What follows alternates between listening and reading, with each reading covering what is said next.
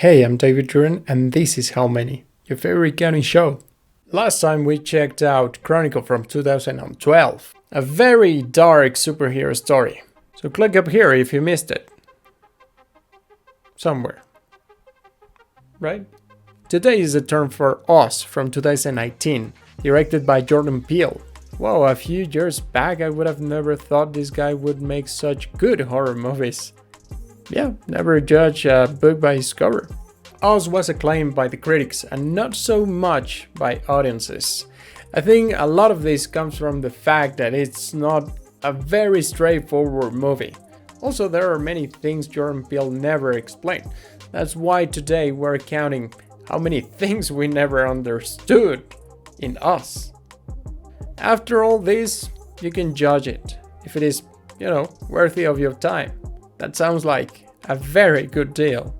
Before we start, I have to remind you to subscribe and share with your friends. That is very important. Help this channel grow and I'll make more and more videos if you like them. Right, that sounds like a very good deal too.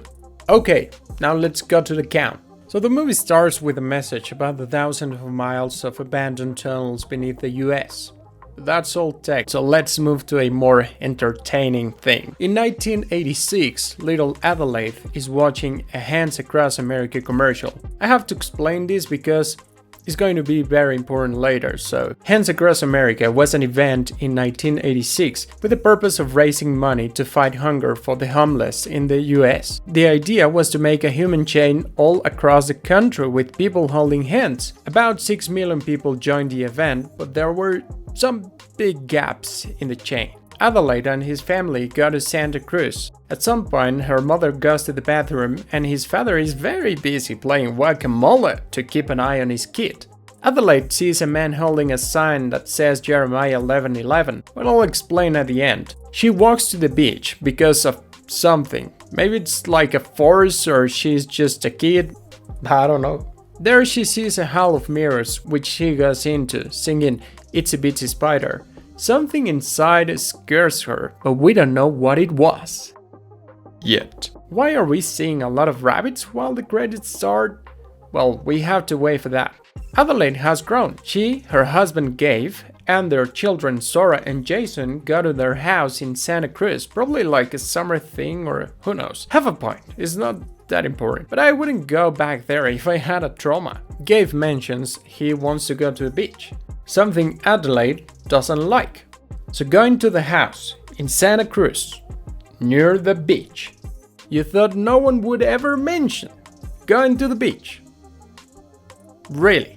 Back again to little Adelaide, it's revealed she was lost for 15 minutes, but whatever she saw there left the girl speechless for quite a while.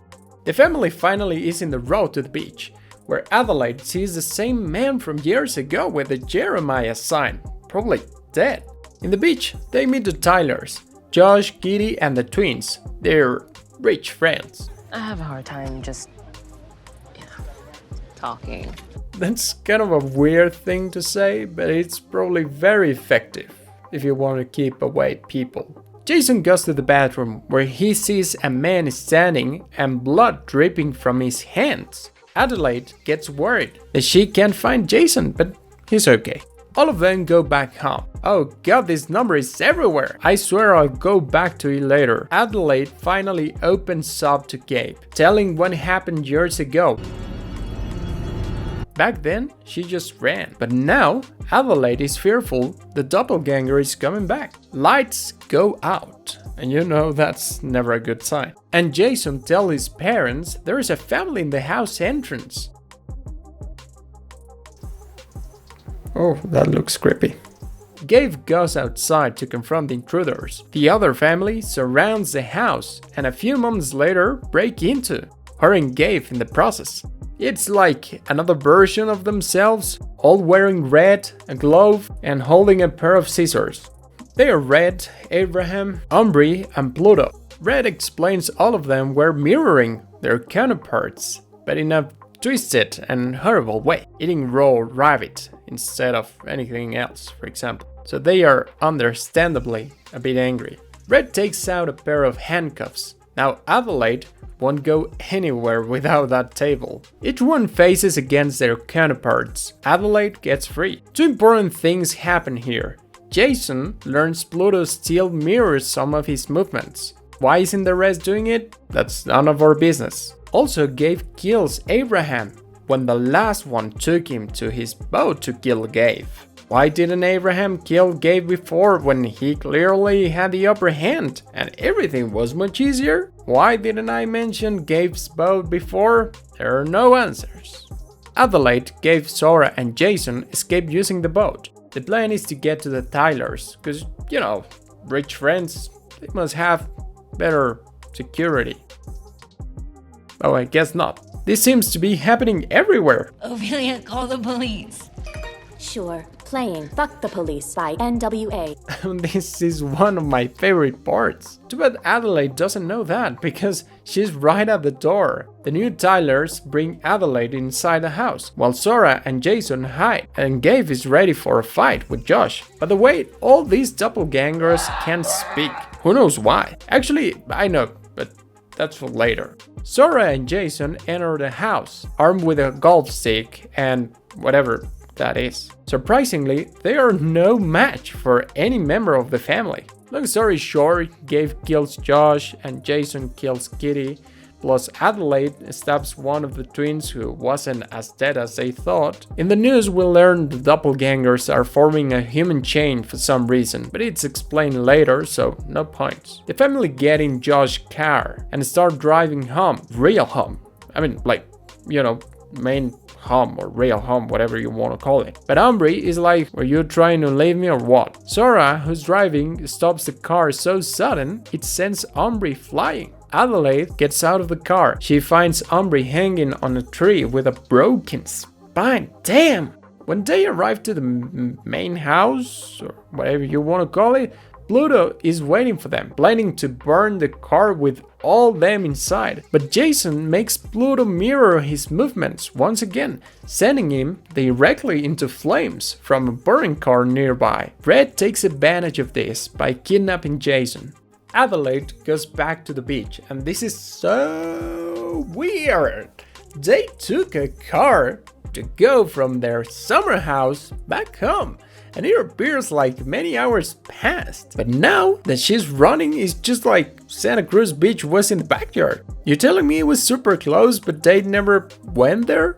Now there's a human chain there too. Adelaide goes into the Hall of Mirrors. She kinda knows the whole way to a very secret place down there using an escalator which only goes down. The place looked like some sort of facility with rabbits everywhere. Adelaide finds Red, who says they are humans too. She believes some scientists tried to create copies of people living above ground to control them. They couldn't copy the soul, so the ones living up ended up controlling the ones below, and it looks like the scientists just, I don't know, left. One day, while Adeline was dancing, the people on the ground realized about the complexity of the movements Red could make. For them, who were only deficient copies of the people above, resembled to a sign by God, so they followed Red.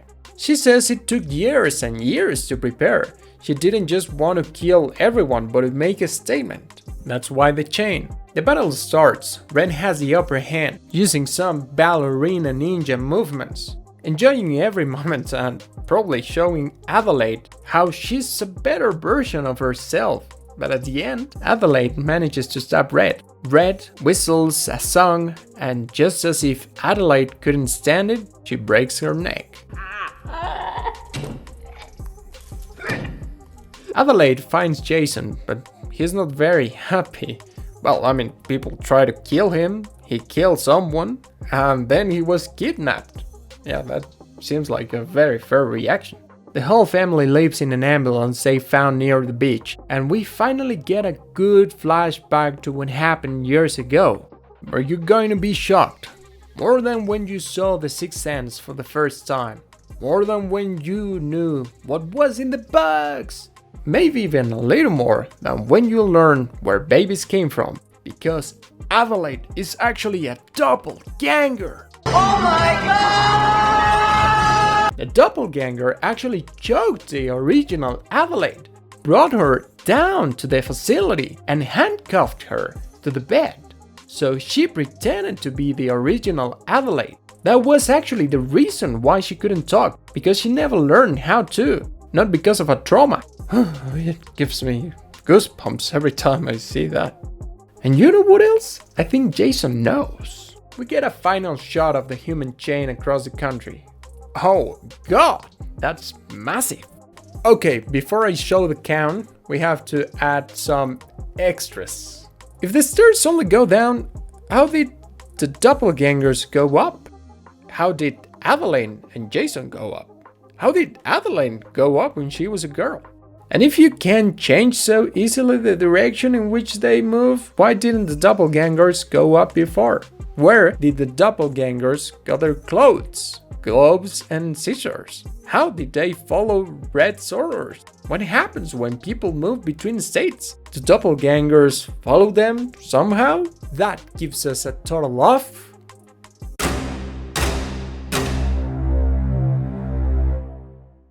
Okay, now to the explanation. So basically you can see this in many ways, right?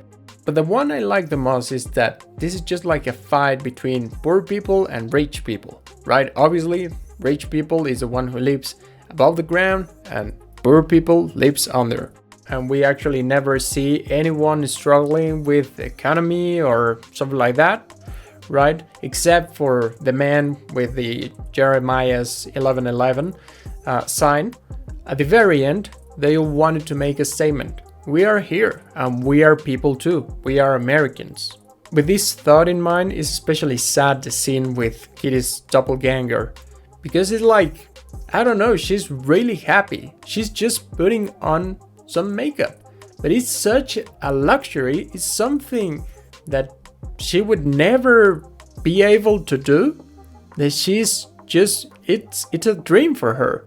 Okay, so now with Jeremiah 11:11, it says, Therefore, thus said the Lord, Behold, I will bring evil upon them, which they shall not be able to escape. And though they shall cry unto me, I will not hearken unto them. And I think the importance of this verse is that for many people, now the ones who live under the ground, the ones who live below, is like all their prayings, all their cryings will never be heard. Which is, yeah, I don't know. I mean, obviously it wasn't probably like the best thing to do, right? Staff, I don't know how many people, and then make a human chain? Well, yeah, probably not.